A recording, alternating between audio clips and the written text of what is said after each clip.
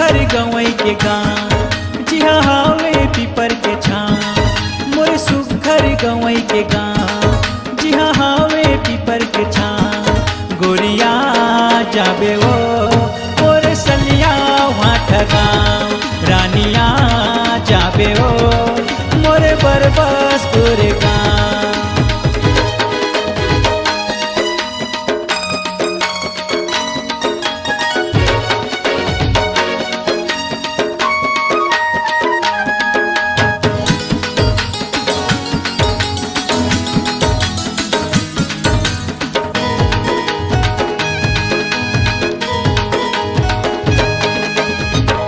सलिया भाट गाँव गोरी तय हरिया पे माया पीरत के रानी गोटेला गुठिया पे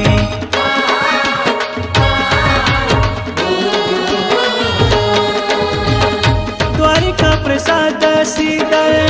गावत गाना झन तरसाना गोरी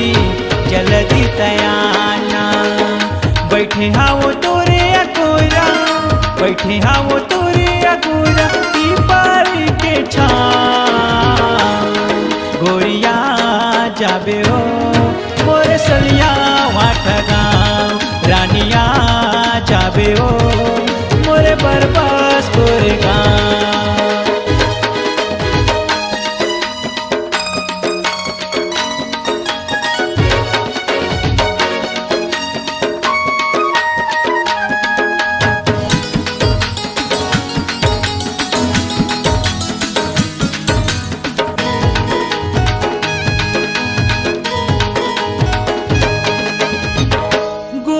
की गुतर बोली बड़ा मीठी लागे रानी के नैना मोला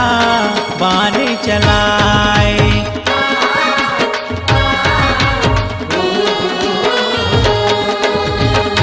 तोरे माया मागोरी मैं रह न पाए का जादू डारे रानी मोला फसाए का मोहनी डारे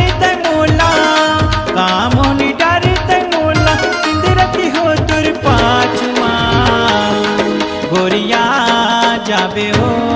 मोर सलिया वाट गाँव रानिया जाबे हो मोर बरबसपुर गाँव मोर सुघर गवई के गाँव जिहा हावे पीपर के छाँव मोर सुघर गवई के गाँव जिहा हावे पीपर के छाँव गोरिया जाबे हो